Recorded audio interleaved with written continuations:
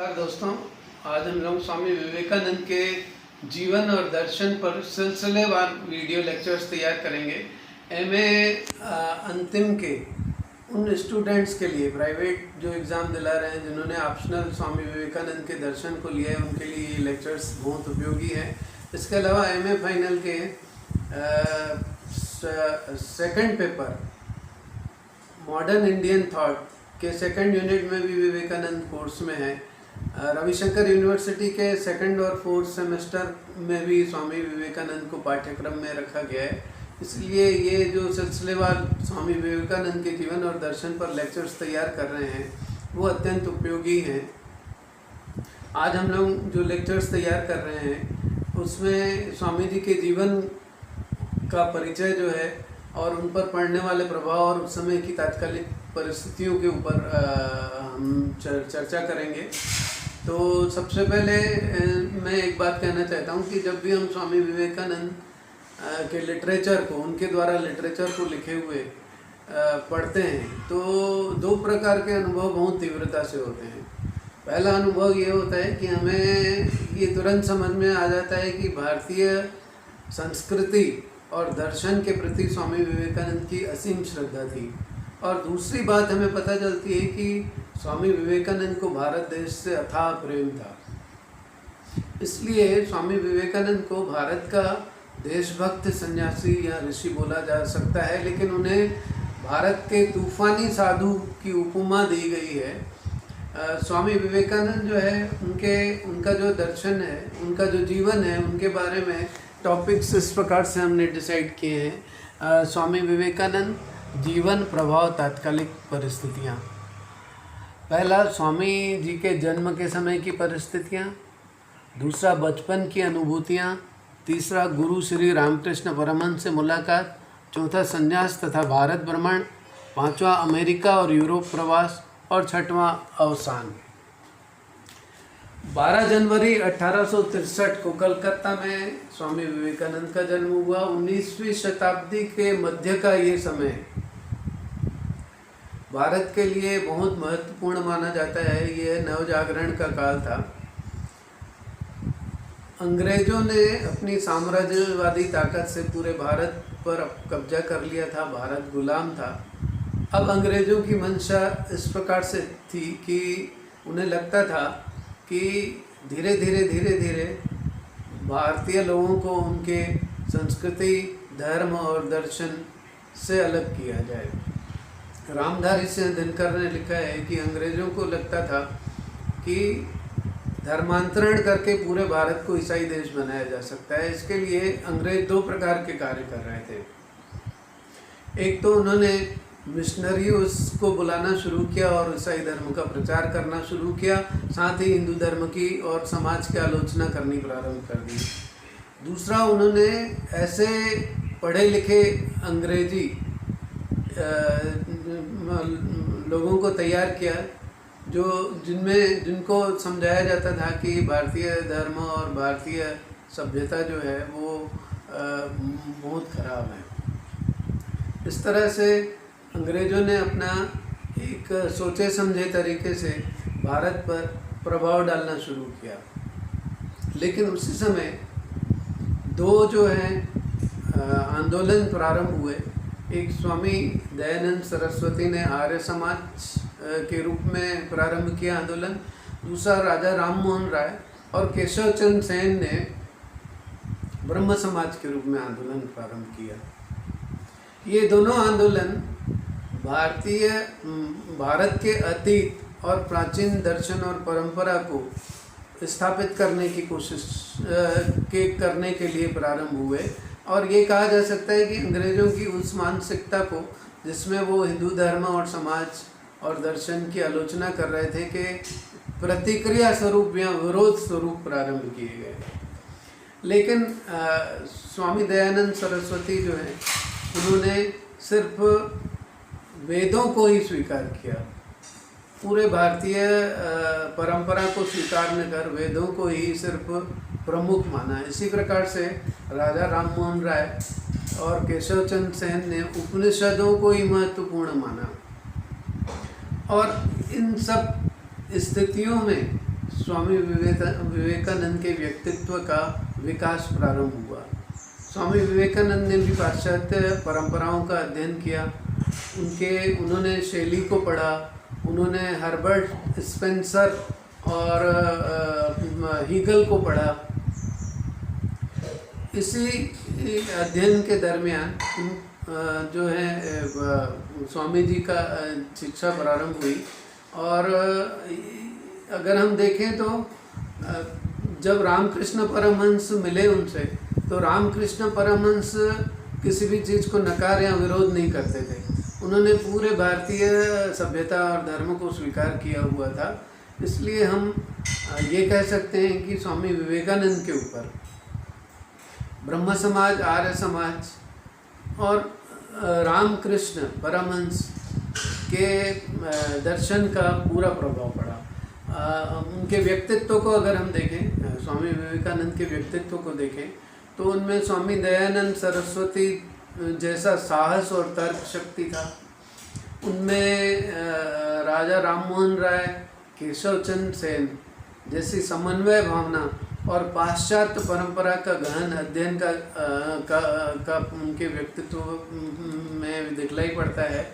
और रामकृष्ण परमहंस का अंतर्ज्ञान और उदार भावना और करुणा भी उनके अंदर दिखलाई पड़ती है। इस प्रकार से इन चारों महानुभावों का व्यक्तित्व का जो अंश है वो हमें स्वामी विवेकानंद के दर्शन में दिखलाई पड़ता है। अब हम लोग स्वामी विवेकानंद जो है उनकी समय की परिस्थितियों के बाद उनके बचपन की अनुभूतियों के बारे में थोड़ी सी चर्चा करेंगे।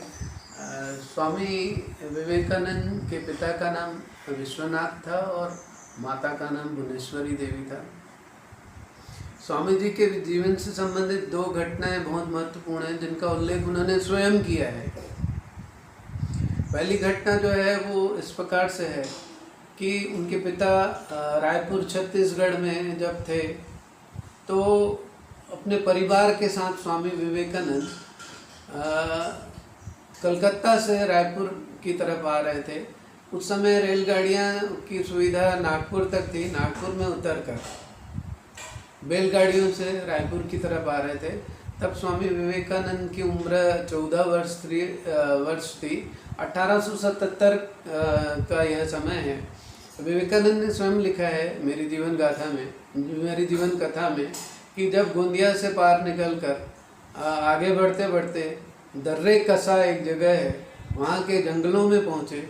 वहाँ का प्राकृतिक वैविध्य और सुंदरता को वो देखते देखते चल रहे थे।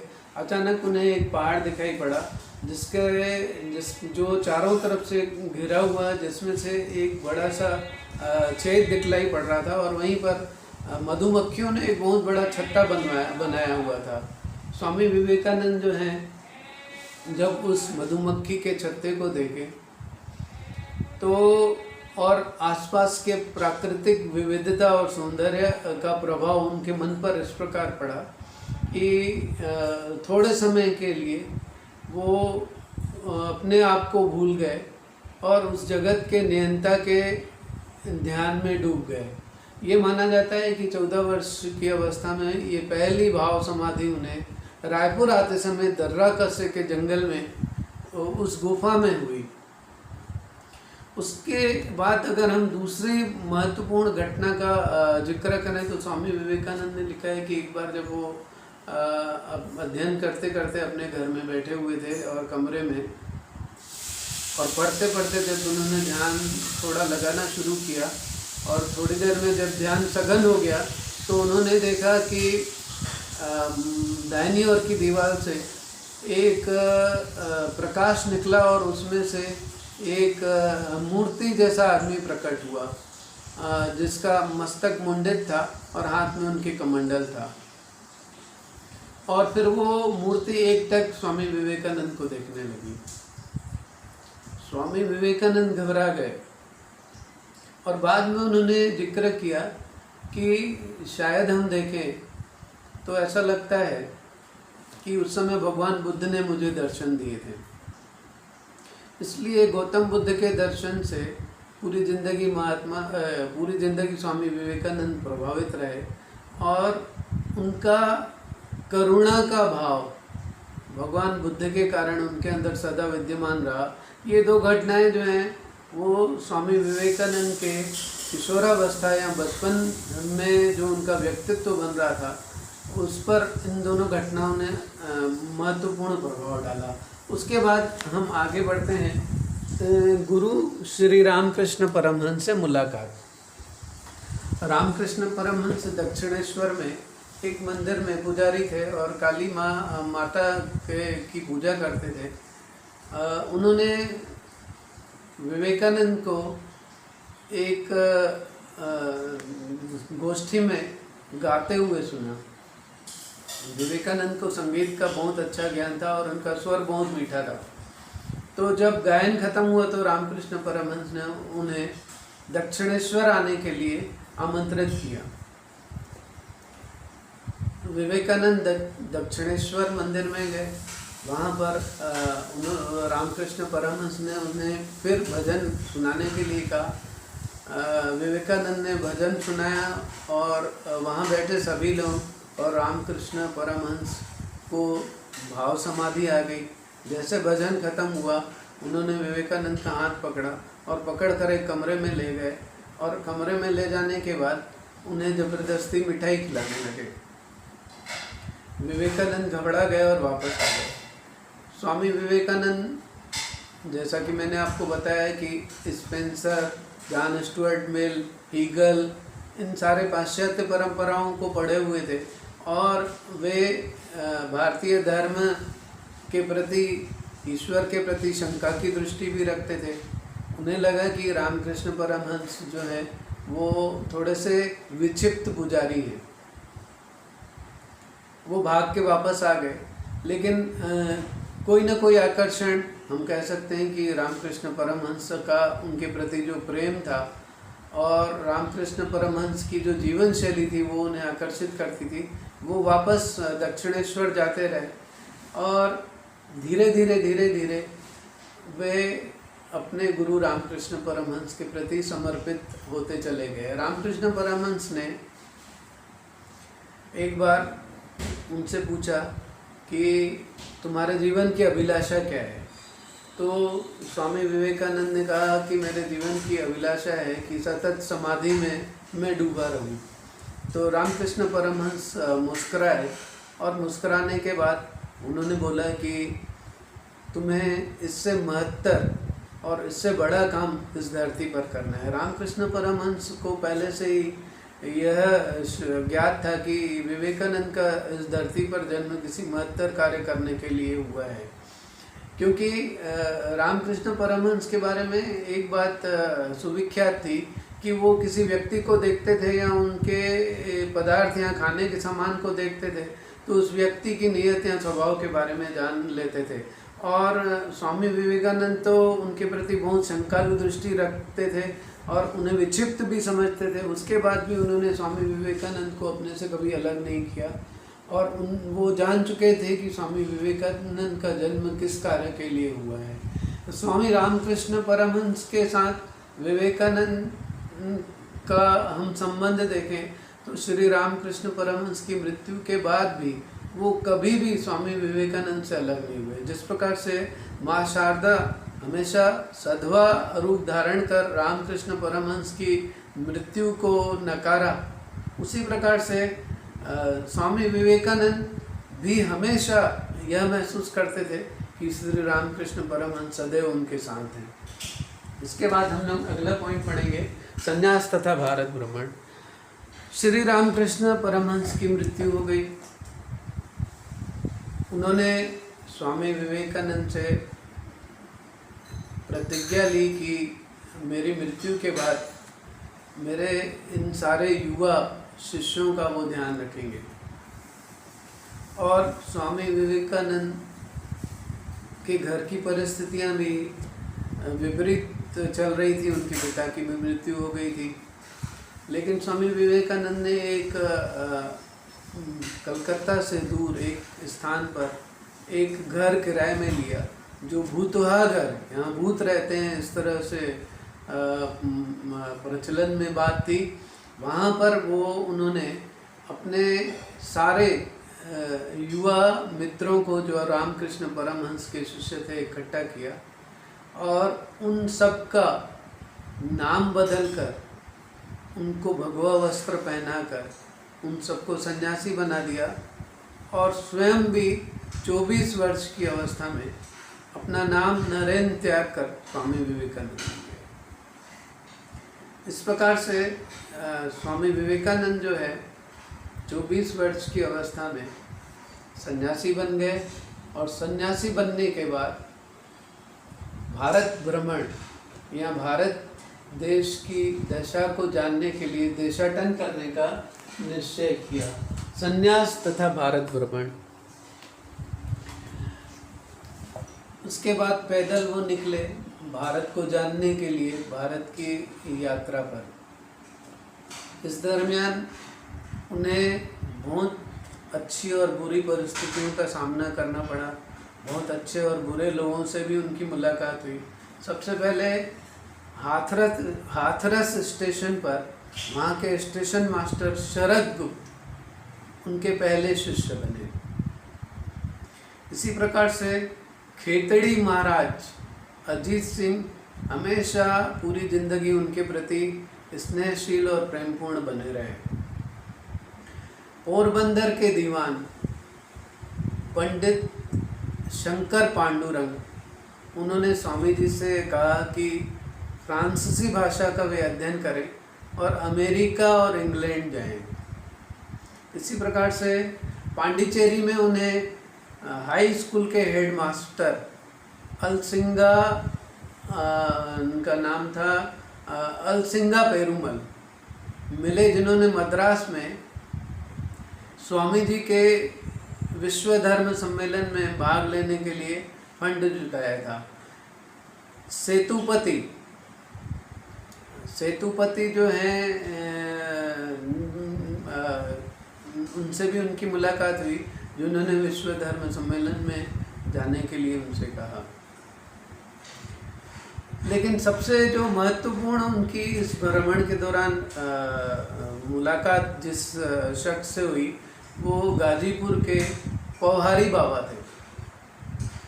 उनके बारे में यह प्रचलित था कि वो भोजन नहीं करते थे, सिर्फ हवा से अपना पेट भरते थे, इसलिए उनका नाम पौहारी बाबा पड़ा था। और वो ज़मीन खोद कर एक उन्होंने गुफा बनाई हुई थी और गुफा में वो लगातार साधना करते रहते थे। स्वामी विवेकानंद जब पौहारी बाबा से मिले तो वो इतने प्रभावित हुए कि उन्होंने सोचा कि पौहारी बाबा से मैं दीक्षा ले लेता हूँ। इस तरह से दीक्षा लेने का संकल्प किया और रात को उन्होंने एक स्वप्न देखा कि रामकृष्ण परमहंस प्रकट हुए और गुस्से से उनकी तरफ देख रहे हैं। स्वामी विवेकानंद समझ नहीं पाए, लेकिन उन्होंने सोचा कि शायद वो दीक्षा के कारण नाराज़ हो रहे हैं। 2 दिन बाद फिर उन्होंने जब दीक्षा का संकल्प किया, फिर स्वामी रामकृष्ण परमहंस उन्हें दिखलाई पड़े। इस तरह से 21 दिन स्वामी रामकृष्ण परमहंस उनको दिखे और उन्होंने दीक्षा का विचार त्याग दिया। ऐसा लगता है कि स्वामी रामकृष्ण परमहंस नहीं चाहते थे कि पौहारी बाबा से दीक्षा लेकर वो वहाँ पर समाधि में बैठ जाएं, क्योंकि रामकृष्ण परमहंस जो है उन्हें पता था कि स्वामी विवेकानंद किसी और उद्देश्य के लिए इस धरती पर उत्पन्न हुए हैं। और वही बात स्पष्ट हो जाती है कन्याकुमारी में पहुंचकर। जो कन्याकुमारी में विवेकानंद रॉक है, वहाँ पर समुद्र में तैरकर जब स्वामी जी उस पत्थर पर पहुँचे और पत्थर पर उन्होंने 2 दिनों तक ध्यान लगाया। उस ध्यान के दरमियान उन्होंने देखा कि रामकृष्ण परमहंस समुद्र के किनारे किनारे चल रहे हैं और उन्हें इशारा कर रहे हैं और उन्हें कह रहे हैं कि तुम आओ। उन्होंने इस रामकृष्ण परमहंस के इस संदेश को समझा और निश्चय किया कि वो विश्व धर्म सम्मेलन में भाग लेने के लिए अवश्य अमेरिका जाएंगे। यह संकल्प करने के बाद स्वामी विवेकानंद का अमेरिका और यूरोप प्रवास, इस पर हम लोग चर्चा करेंगे। न्यूयॉर्क पहुंचकर स्वामी जी को पता चला कि जिस विश्व धर्म सम्मेलन में वे भाग लेने आए हैं उसकी तिथि 2 माह पश्चात है और उसके लिए विधिवत जो रजिस्ट्रेशन किया जाता है वो भी उन्होंने नहीं करवाया। वहाँ पर उन्हें बहुत असुविधाओं का सामना करना पड़ा, लेकिन धीरे धीरे सारी स्थितियाँ अनुकूल होती चली गई। उन्हें वहाँ पर भी बहुत सारे अनुकूल मनुष्य मिले और उन्होंने उनकी सहायता की, और विश्व धर्म सम्मेलन और यूरोप पर उनके द्वारा दिए गए भारतीय संस्कृति और सभ्यता के संबंध में जो भाषण है वो अपने आप में एक इतिहास है। कोलंबस हॉल में, न्यूयॉर्क के कोलंबस हॉल में स्वामी विवेकानंद को 15 मिनट सुनने के लिए लोग घंटों 4-5 हज़ार लोग प्रतीक्षा करते थे। न्यूयॉर्क के लोगों ने पहली बार ऐसा आदमी देखा जिसके पास रुपए पैसे तो क्या, न रहने का ठिकाना था और न खाने की कोई व्यवस्था थी, लेकिन वो बहुत शांत, उदार और सहृदयशील और भावुक और हंसमुख रहते थे सदैव। सबसे बड़ी बात कि वो ज्ञान का अथाह भंडार थे। फ्रांसीसी संगीत के अलावा चार्ल्स डिकन्स की द पिकविक पेपर्स के ऊपर वो जितनी सहजता से बोल लेते थे, उतनी वो पाणिनि के अष्टाध्यायी के श्लोकों को भी अभिव्यक्त करते थे।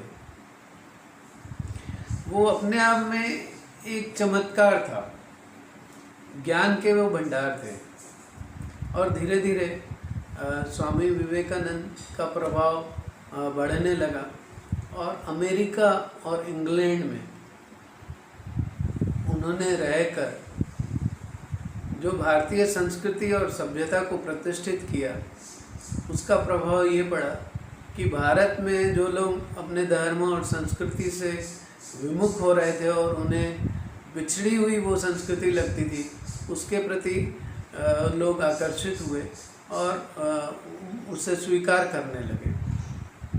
स्वामी विवेकानंद ने अमेरिका और इंग्लैंड में बहुत काम किया और बहुत काम करने के बाद उन्होंने सोचा कि भारत में अब जाकर मैं आराम करूँगा, लेकिन भारत में उनकी ख्याति पहले आप पहुँची थी। भारत पहुंचकर उनका काम और बढ़ गया, लगातार भ्रमण, और उस भूतवा घर जो उन्होंने पहले लिया था वहाँ पर उन्होंने बेलूड़ मठ की स्थापना की। और स्थापना करने के बाद वो उनका शरीर धीरे धीरे अस्वस्थ रहने लगा। तो रामकृष्ण परमहंस ने एक बार कहा था कि जिस दिन स्वामी विवेकानंद को ज्ञात हो जाएगा कि वो कौन है और कहाँ से आएंगे, उस दिन वो ज़्यादा समय धरती पर रहेंगे नहीं। स्वामी विवेकानंद ने एक बार फिर दूसरी बार उन्होंने यूरोप का भ्रमण किया और यूरोप का भ्रमण करने के बाद वो वापस लौट आए और वापस लौट आने के बाद उन्होंने एक जो सबसे महान काम किया वो रामकृष्ण मठ की स्थापना की। सन्यासियों के द्वारा निस्वार्थ सेवा कार्य का यह संगठन भारत में पहली बार हुआ था। स्वामी विवेकानंद को हम देखें तो संन्यास लेने के बाद सामान्यतः यह मान्यता है कि आदमी जो है वो विरक्त होकर अकेले बैठकर ईश्वर का या ब्रह्म का ध्यान करता है। और स्वामी विवेकानंद ने संन्यास लेने के बाद विरक्त होना दूर, सक्रियता पूर्वक बहुत मेहनत पूर्वक काम किया।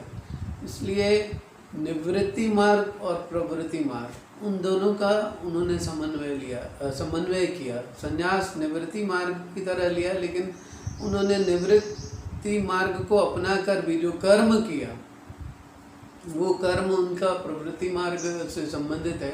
इसलिए उनके दर्शन में भी हमें समन्वय का रूप दिखलाई पड़ता है। रामकृष्ण परमहंस ने कहा था कि वो 200 वर्षों के बाद पुनः इस धरती पर आएंगे। स्वामी विवेकानंद ने लिखा है कि मैं भी उनके साथ आऊँगा। ये उनकी मनुष्य जाति के प्रति असीम करुणा को अभिव्यक्त करता है। जो सारी घटनाएं जिनका जिक्र मैंने आपसे किया, वो सारी घटनाएं जो हैं वो उनको किसी उनके समर्थक या अनुयायी के द्वारा बोला गया आस्था भाव नहीं समझना चाहिए। ये उन्होंने स्वयं लिखा है। उनकी किताबों में हमें जो भी मैंने आपको बताया ये लिखा हुआ और ये सारी अनुभूतियाँ हमें दिखलाई पड़ती हैं। स्वामी विवेकानंद का अगर हम दर्शन को एक लाइन में स्पष्ट करना चाहें तो हम ये कह सकते हैं कि स्वामी विवेकानंद का आह्वान था, सबको साथ लाओ। अगला लेक्चर जो है उनके दर्शन पर हम तैयार करेंगे, उनके यूनिवर्सल रिलीजन पर, उनके ज्ञान योग, कर्म योग, भक्ति योग पर। Thank you.